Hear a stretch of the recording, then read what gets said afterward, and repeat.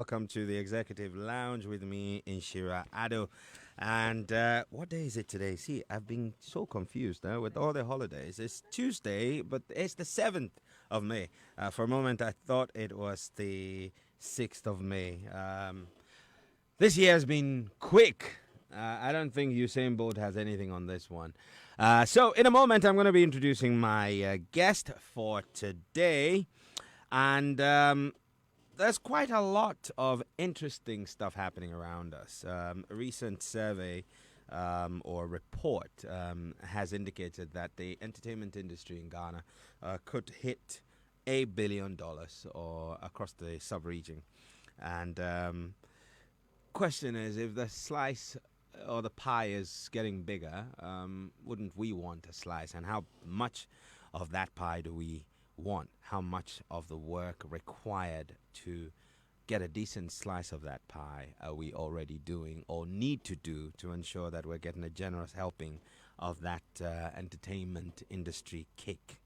So, my guest today is a Jamaican, and she has quite a lot of experience, more than 2 decades of experience. She's an international award-winning artistic director, culture ambassador, and founder of Rockers Jamaica and the Dancehall United Nations. So much to learn about her, so much to glean from her experiences across the world. We'll go through her repertoire of achievements in a moment, but more importantly, we will get an understanding of what it takes to produce world-class entertainment, and so that we're able to tap into that market and get a piece of that action. So, time check again is 16 minutes past 1. This is the Executive Lounge. If you have questions or thoughts you want to share, please send them to us by WhatsApp on 0244 340 437. My guest is Donnaray Rock. Hi, how are you? I'm good. You're welcome. And Thank you. welcome to Accra, Ghana. Is this your first time in Ghana? Yes, it's my first time in Africa, but it's my first country in Africa, which is Ghana. Not your first time. My first Your first time country in Africa? Okay. Yes, so And right. Okay. Why I'm did you here. choose to come to Ghana? Well, I originally chose Ghana because I was studying the markets outside of course, Jamaica and the United States in regards to culture, music, dance. And considering that Ghana had most of, like Stonebwoy, Shatawale was the 2 most popular one that we know from Jamaica in regards to dancehall culture. Yeah. So I just chose Ghana because the culture, it was here, it's our people. That's why I choose Ghana. Okay. Well, you're welcome. Thank you. Now, let's jump into a little bit of who you are. Of course, Jamaican. Yes, I'm a Jamaican, Yeah. internationally acclaimed too as well. I'm also based in the United States. And I've been in the United States for over maybe 20 years, and I've been going back and forth to Jamaica in regards to, of course, culture exchange. I've been in the industry doing theater productions and also development of artists. And from there, I went into producing and doing shows and, bringing across Jamaica culture in other countries. So you've sort of done the behind the scenes stuff. You've developed talent. You've pushed culture. Right. You're an ambassador. You're an advocate. There you go. And so you've pretty much straddled the spectrum in terms of doing entertainment from an advocacy point of view, Right. which is not usually profit making, to the commercial end of the entertainment business, right? Right. Good. So there's a lot to learn from It's a lot, yes. Okay. You've curated a number of can I call them festivals or like annual events, both across Jamaica and Europe? Europe, I think. yes. I mean, we considering that the culture is very heavy in Europe. A lot of festivals actually is hosting in Europe in regards to dancehall and reggae music. The biggest festivals are in Europe. I mean days in Europe, and we go there to teach workshops, and of course, to entertain. But when it comes to the market side of it, in regards to Africa, I think there's a market that is wide open that needs to be developed in a way that it can be lucrative in essence, just like how Europe is, because Europe is making millions or billions of dollars off of reggae music and the culture. Wow. Yes. I think coming here and seeing what I see is not tap into, not even a bit yet, to how it is branded and the full scope of what dancehall culture is, of what they're embodying in regards to entertainment. I think we have to, in Ghana here, we have to tap into that whole culture part of it. I see that they're just doing shows and concerts, but the full culture of it is not there. Okay, so we're only just scratching the surface, Right? As far as you're concerned. Yes. What would you say are some of the things that is being done with the dancehall culture in, say, Europe and in Jamaica? Because you've got quite a number of big festivals. You've got Sumfest, right? Rebel Salute, right? I'm trying to remember. There's another one. Rebel Salute, Sunfest is a too popular one right now that is been running. I mean, the other big ones, those are single days. Okay. Like these are festivals. These are festivals, right? Sound the Alarm just started. That's an Abamar concert. It's just started like 3 years ago, and he's doing extremely well with Sound the Alarm. He's actually hosting that in Linstead, in Jamaica, and it's really doing well. Okay. And that's a 2-day event. You've looked at several markets, and you think Ghana has potential. You think that what we've done so far is a step in the right direction, but just scratching the surface barely. Right. What have you seen as the missing link here, or what are the others doing in the other markets that you think that we're not doing? You mentioned branding, for example. Yes, I mean, because branding goes a long way. I mean, from the international standpoint of the United States, it goes a long way. And I think what we're not doing here is somebody like, say, myself, that is tapping into the market here in a new country, new stamping ground. The expertise of what I know in regards to dancehall culture, reggae culture, or just being a Jamaican period, there's a lots that I could offer. A Jamaican can offer that is in that industry in regards to a package of festival or a show or shows, and to the whole feel of what the field should look like, what the experience should be like. So coming into an event, a reggae event, is not just the artists. When you go to Europe, they're not just presenting you the artists, they're presenting you everything, the food, right? The merchandising, they're presenting you a lot of different things. The dancing, and then the dancing it's not here at all. The dancers are here. Afrobeat dancers are here. And there's also some dancehall dancers that are here. There's a lot of dancehall dancers actually in around Africa that I know. But I think the platforms that they're having here, they leave out the other part of the culture. The dancing is a very important part also as well in regards to the entertainment part of it. So there's a lot of parts that is missing that could, you can build on in regards to having a full cultural experience. So the experience is critical if we're going to really maximize the opportunities that are out there for us. So you mentioned that the experience should have not just the artists, right? But, that the food, the culture, right? So there has to be a number of things that are sitting around the show. So the show is central, right? And then the food, the merchandising, the cultural elements, trying to cultural elements, all of those things are sitting all around the show. And I mean, in aspect of dancehall culture, let's say dancehall culture, because that is my expert area. Because you have the sound clash system. Yes. You have that part of the culture that is huge in Jamaica, and it's huge actually in other parts of the world. Like for instance, here I'm like, what about the sounds? I said, let's do a sound clash monthly, weekly, or something that is so big. I mean, they're doing World Cup with sound systems across Europe. And Africa is not involved. I mean, they have one African sound that came to New York last year, and actually he won. Wow.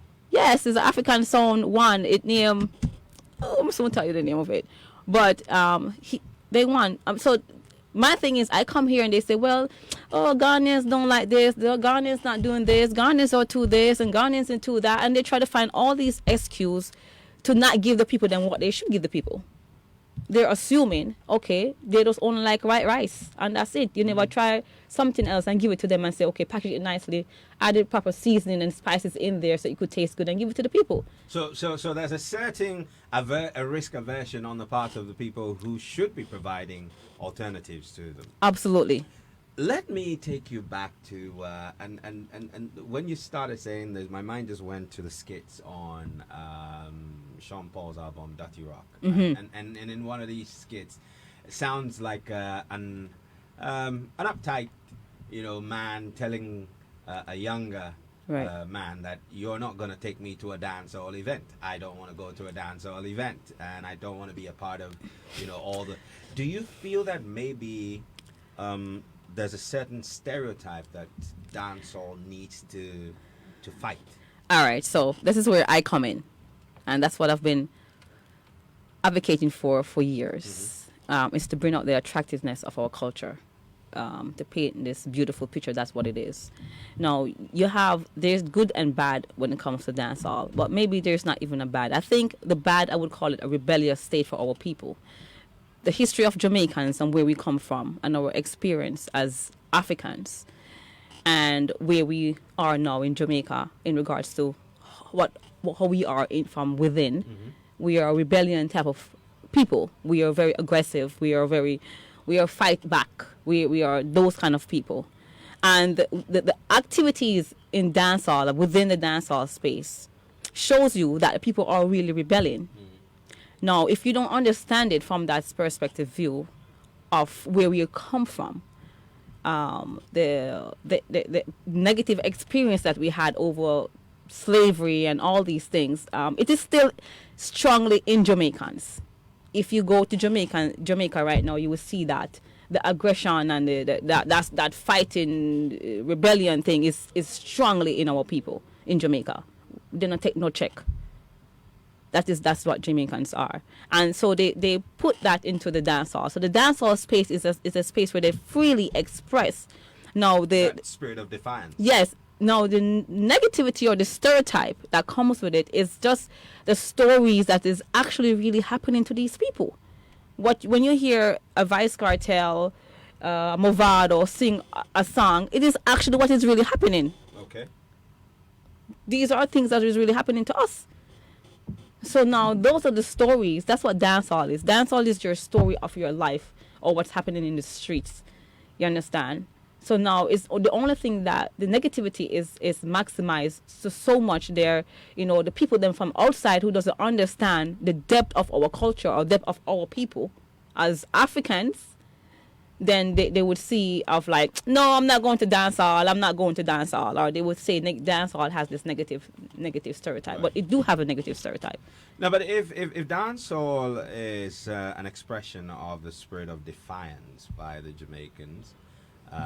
Because of slavery and oppression, right? Where does that? Where's the reflection on the African society beyond solidarity with the Jamaicans? That is what needs to happen. Now we need to bridge that gap. There's a big gap that needs to bridge. I mean, I'm here in Ghana for a few months, and I realized that there's so much that the Africans, I'm not going to say Ghanaians, because when you say Ghanaians, you separate them from who are Nigerians, who come from Ethiopia, so when we say Africans, it entails all of us, right? So the bridging of the gap of us coming together, Africans coming back together, either outside of diaspora or inside, it is what it is that's going to facilitate all of this not understanding, and that is actually where we come in regards to having people really understand the core of the culture and have it to be more appreciative in regards to how they see it, what their perceptions are, what dancehall is. You know what I mean? I mean, I've done the World Reggae Music Awards a few times. I'm a part of the nominating committee for the World Reggae Music Awards. Right. And every year since I was in theater as a choreographer, I always put on this this beautiful symphony of dancehall, and it blows them away every year. And that is straight dancehall. You just take out the little pieces. Look at Beyonce. Beyonce is doing dancehall. You see how she dress? You see how she move? But it's just the way she's doing it. But the Jamaicans, they go raw. They don't package it. And that's where we come in. We have to package our culture. It has to be packaged. Do you think that what we have, would you call the culture you have here a dancehall culture? Or, No, absolutely not. Okay. There's no dancehall culture in Ghana. Right. No, I don't see it. And if it's there, I don't feel it. There's no dancehall culture at all in Ghana. There's other parts of the world where I go and I see dancehall culture. Okay, what do you see there that you don't see here? All right. First of all, I realized that even just going out to party or just to hang out at these spots, the music that they're playing is like 5 decades behind. They're not current on the music. They don't know the current stars that are big and huge in the United States with Jamaican dancehall artists. They don't know them. They don't know the music. They're like 10 years behind. You understand? So with the music comes everything, and the current, to keep current. Because, you see how the world is moving. Everything is fast right now. Everything is internet. Everything is social media. Everything is that. So my thing is that Ghana, if you get on the bandwagon and just jump on it and just let's go. So basically what you're saying is Ghana needs to get on the right now, bandwagon please, and jump on it, and then we can fly away. Yeah, right? absolutely. Okay. Listen, it's really big. Like it's really a big market. If you look, if you were to say, so I had in this our utopia, where I had full control of the space called Ghana, and I said, Donnaray, I need you to make dancehall big in Ghana. Right. But minding that we don't want the negative stereotype. Right. Okay? Right. How will you go about it? What are the things that you think need to happen? Mind you, it wouldn't be anything negative in Ghana because Ghanans don't know how to act that thing out. Are you sure? I have not seen no. They're trying if they are, but they're not. They don't know how to act that because that negative thing is from the people in Jamaica who are warriors. Jamaicans are the fighters. That's our history. Yeah. So you won't get that. In Ghana, they're more humble people here. They're more like obedient, I call them here, people. You understand? Jamaicans, they don't really follow too much of the rules and certain things. Them just free and say, this is what I do. You understand? And that's how we are going to do it. That's what dancehall is in regards to the people, right?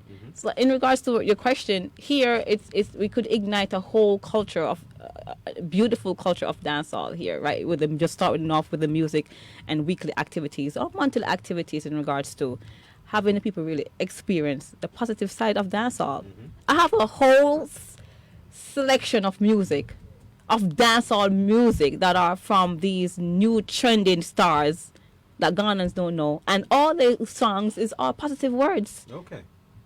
It's So, almost that, like, so we can start the positive reinforcement absolutely with the music. With the music, yes. And then that would what else follows? The food and then Just activities. activities that exposes people more and more.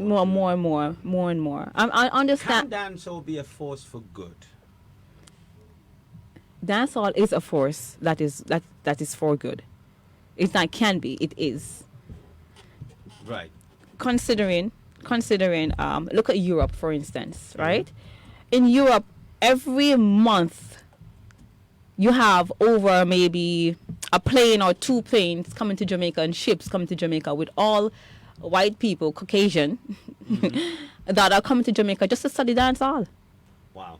Every month you have young from 18 years old to maybe like 34 coming to Jamaica to learn dancing and dancehall. They're spending money to come to Jamaica to learn. So that in itself it is a empowerment tool for young people to find something that they love, and they love it. Okay. I mean, you talk about the importance of or what you would do in terms of your priority. Right. If we need to kickstart some kind of a renaissance or Right. even grow this market and tap into its potential, Right. we start with the music. Yes. So of course we've got Stoneboy, we've got Black Prophet, quite a number of Right. influencers. Would you say that these are influencers who have put their foot right in the space where they can call themselves dancehall artists and they can command the global attention that is required? Well, they have the ball in their court, Mm-hmm. and these influencers that are eating and feeding and loving and embracing dancehall so much, it isn't in their ball court. I mean, Stoneboy go to Jamaica all the time. You understand? Shatta Wally love dancehall. Shatta Wally love dancehall. So yes, I mean, these are influencers that if they say that they're quote unquote dancehall artists or Afrobeat dancehall artists, then it is their duty to tap into that part of it that the people them really need to understand. It is their duty because now they're ambassadors for dancehall culture. Do you think that they are what it do? Do they understand the culture? See, now that's a good question. Now, do they understand the culture? Considering what I'm seeing now, it's a lifestyle. They're doing the music. The lifestyle is a total different thing of it. All them dress, the swag, all of that stuff. You know, I mean, them clothes. I mean, Shatta Walla do him thing, and Stoneboy also. I mean, they're all doing. You know, they're all sounding. You know what I mean? And I'm pretty sure that it's because of their native tongue they have to also now do Afro dance hall, because that's what it is. Afro dance hall is important. There you go, with your absolutely. So yeah, so I can't leave it up to themselves to do that. We have to get a Jamaican for coming us and do it. Which is why you're here. This is why I'm here. But Ghana and Jamaica has had a very very good and strong collaboration over the years. Yes. There's a very decent Jamaican community here. Right. And that's why I'm surprised that Ghana has not reached where it should have been. I feel like I travel back into the past or something when right. Yeah. So would that be? I mean, and that surprise when you look into it, what does it reveal to you? It revealed that we have this big gap that we need to really close. But you've had people come from Jamaica to live here, to work with Ghanaians. Rita Mali has a studio here. Right. I mean, all of these are interventions before your time. What would you do differently? What do you think they didn't do then that, if done now, could make a positive impact? Yeah, you have to. I mean, that's all is what it is. You have to connect with the people. You have to do grassroots. Grassroots is connecting with the people. Them connect with them face to face. That's moving around, meeting a lot more people, yes, and sharing. There you go. The culture with them. Absolutely. And this place is huge. I mean, come on. This is it's a big ass country. I mean, Jamaica is only 2.5 million, you know, people. Look how big this place is. Ghana is larger than Jamaica. I mean, but what you see in Jamaica, you speak one language. Yes, English and you Patois. Speak English and Patois. Okay, so there's a certain homogeneity in that regard. Here we have several languages, you know, and different tribes and things like that. Right. Do you think that those barriers will create barriers, and how do we deal with? With music, there's no barriers. Music is music. It's just one beat. It's just the one drop beat, and the one drop beat is the element of dancehall or reggae music. Without that, is not it. Just like when you have Afrobeats. Afrobeats is dancehall. That's where Afrobeat came from. Dancehall. Everybody don't know what it is, then they need to really go study and understand that Afrobeat is dancehall. It's just little elements of the African fabric is in that rhythm or that beat to make it Afro. Yes. From what we've talked about so far, my guest is Donnaray Rock.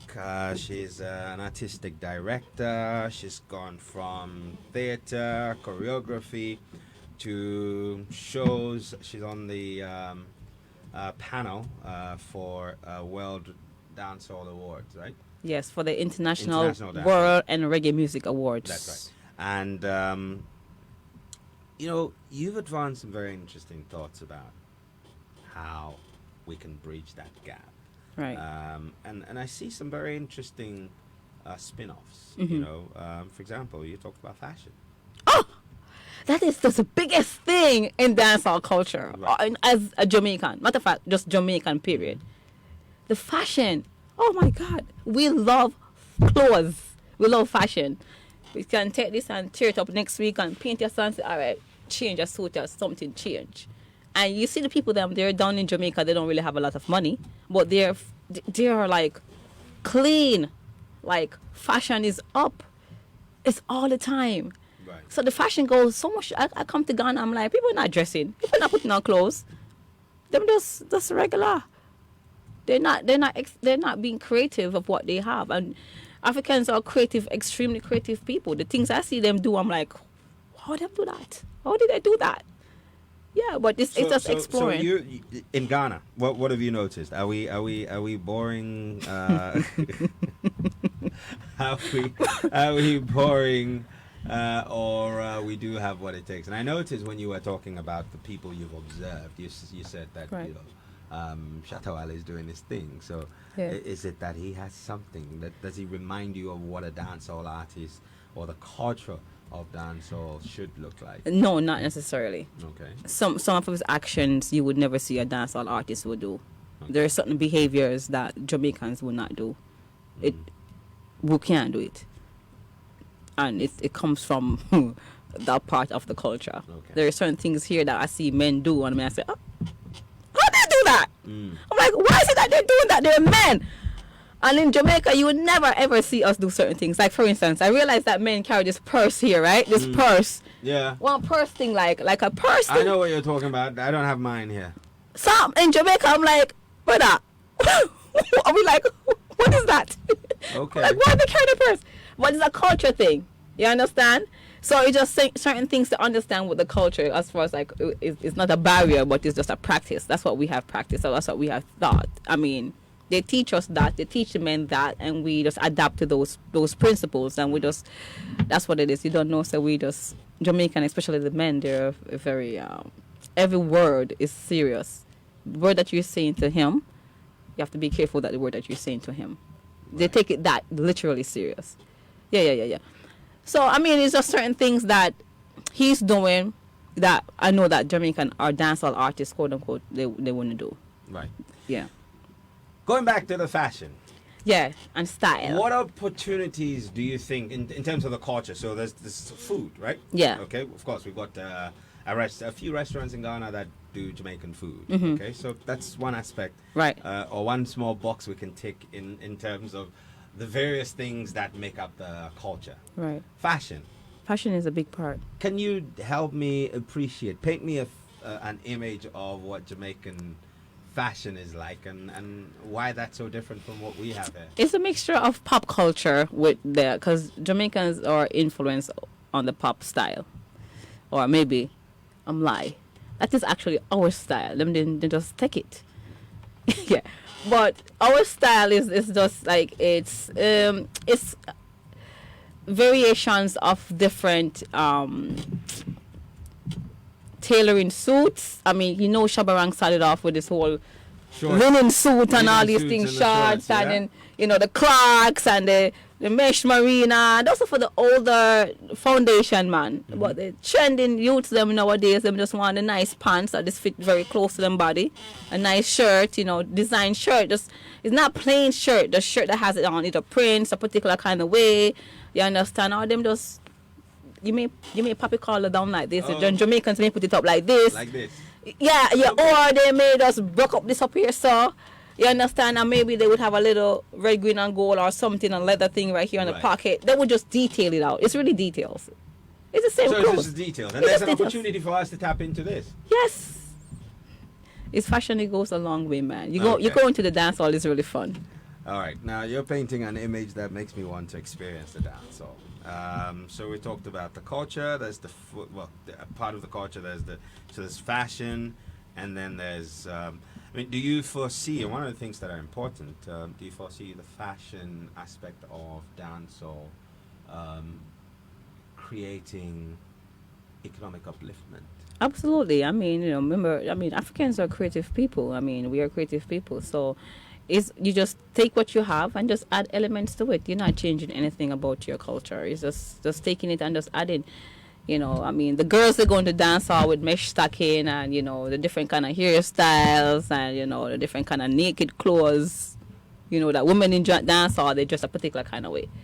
That's a very interesting point, you raise. Right, we are a little more freer with our bodies. I mean, Africans, that's where you come from. Africa, most parts in Africa don't even wear clothes. So, you know me, I say, just appreciate the body, man. Appreciate the nice body that the Almighty gives you, and you just experiment with it. You know, you just everybody. Because me, I wouldn't dress certain way in the dance hall. As much as I'm in the dance hall, you wouldn't catch me there dead doing certain things in the dance hall. Right. No. So there should be freedom, but there should be boundaries. Absolutely. Because then, if we don't have any boundaries, then it's gonna be chaos.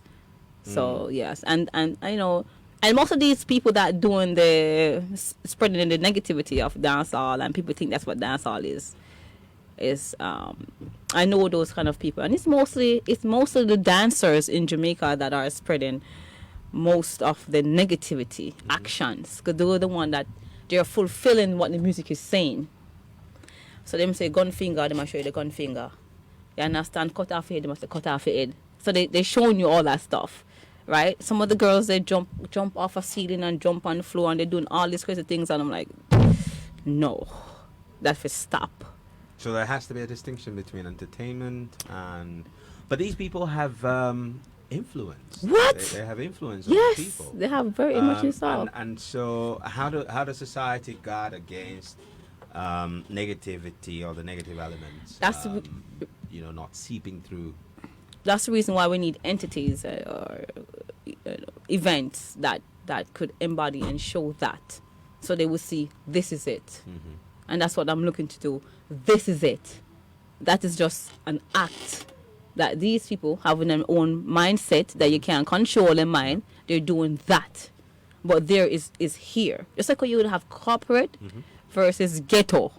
If you understand what I say. So the corporate take it now and put on them nice shirts and them nice clothes, and and then go out, and then the ghetto people them just put on anything and just walk out the street. That's what it is. It's just you just dress it up. You just put on some nice clothes on it, and it looks nice. Yeah. Wow. And so I'm trying to, in your experience, where would you say has been the most difficult place to sort of plant seeds in terms of do shows or hold a festival? Man, I'm telling you, man, my experience here wasn't a good experience. Here? Yeah. You've tried to do something here? Yeah, it wasn't a good experience at all. I don't know. America is good, because they're culturally connected deeply. Europe is very good. Them embrace it quickly. Even the dance shows and the dance competitions, dancehall competitions and stuff in Europe is really huge. And the festivals, you're talking about days of festivals. Rotterdam, for instance, that held in Spain every September. It has 8 days of activities, and it has over 300 and maybe 50,000 people that attend this festival. And it's every day you hear, no matter where you go within that city circumference, it's reggae music and dancehall you're hearing every single day. For 8 days. Yes, the people are so much in the music. Man, these people, they embrace our culture much more than we are, and then we complain that they're taking this and they're taking that, and we are the one that is not structuring it and fixing it. And then we complain, oh, they're taking our culture and they're taking that. They're not taking anything. You're giving them.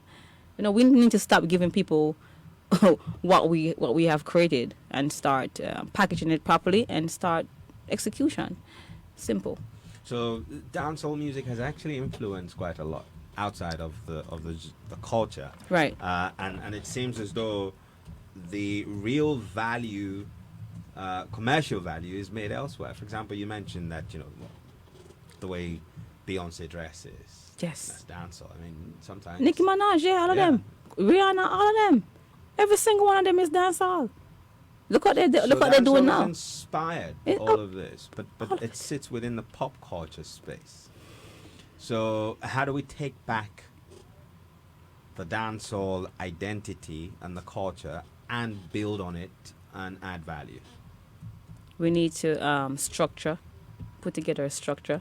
I mean, I have put together a structure. That's that's one of my my expertise area, where I put structures together in regards to dancehall activities. So the structure, and just dress it and just package it. I mean, I learned that from the United States, the years I've been there in regards to packaging, and that's what we have lacking as African people. Is packaging. We rather to package somebody else. Somebody else. And then we don't package ours, and we have the best thing. It's the same thing with Jamaica. Jamaicans don't like their own thing. Jamaicans will sell that within a second. And then they complain. How do we change that? We just have to we need a structure in a body. A part of the Dancehall United Nations that's what we are. So the Dancehall United Nations is to work with a collective of people within other countries. These countries that is highly driven with dancehall or reggae culture. And we work together. We go into the countries. That's like I'm here myself. Find people like yourself who are, want to see better.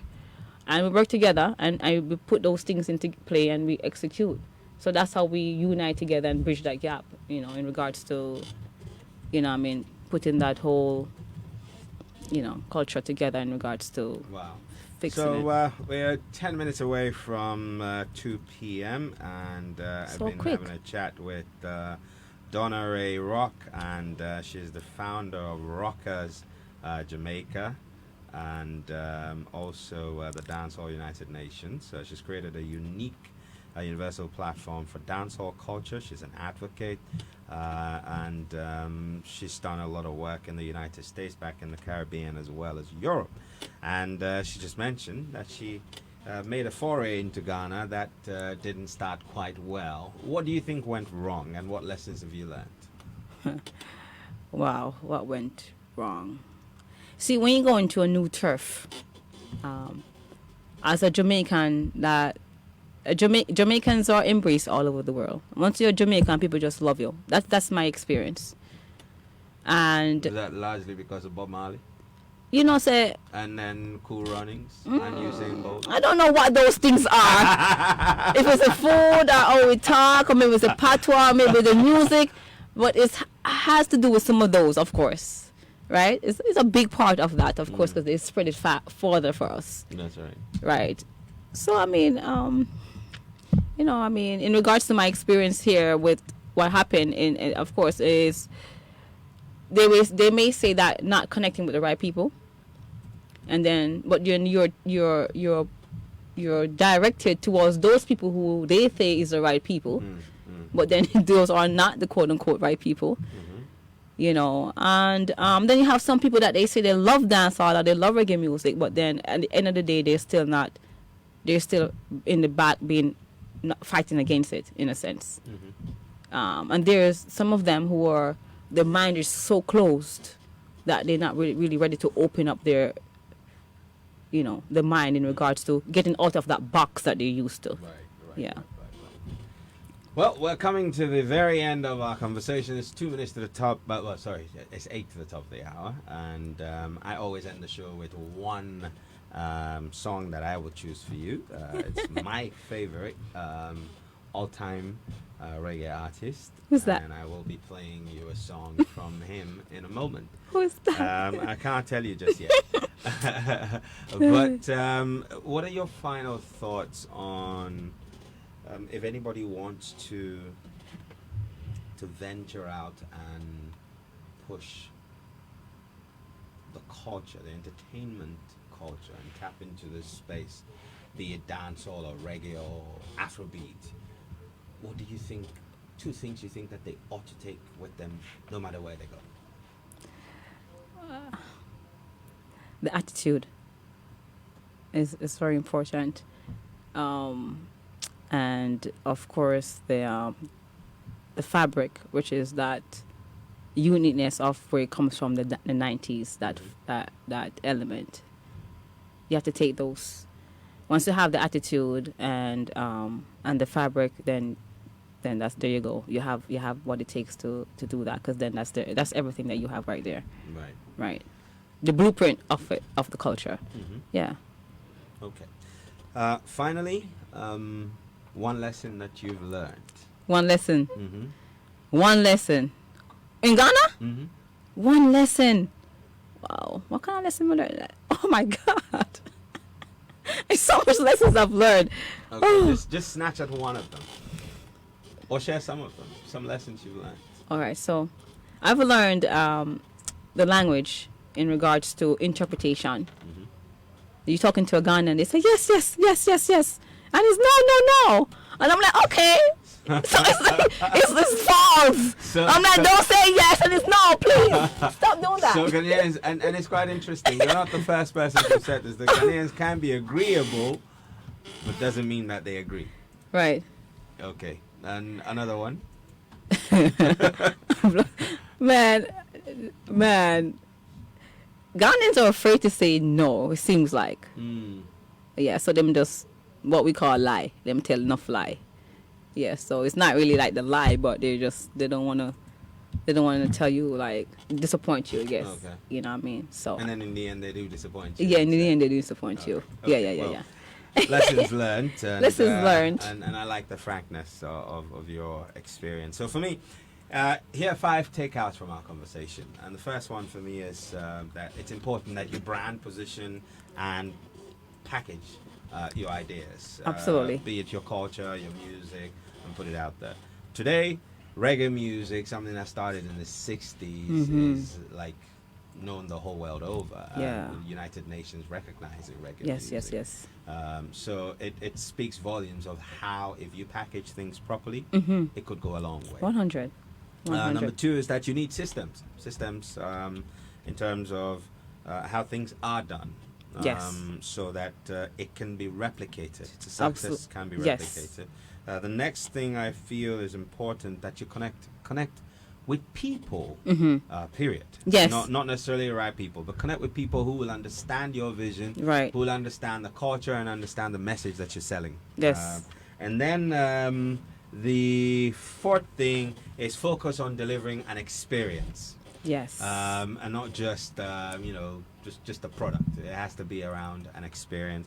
And finally, that you should look at cross-border collaborations. That if there's an African diaspora in every corner of the world. Yes. And if we're going to shine our light, it has to be shown everywhere Where? we are. Right. So we must be able to collaborate across borders. Absolutely. All right. Well, Donnaray, thank you very much. And this is how I end the show. Thank you all for listening. And we're back next week with more on the Executive Lounge. As always, I say, go forward, make rain, shalom, and back again next week.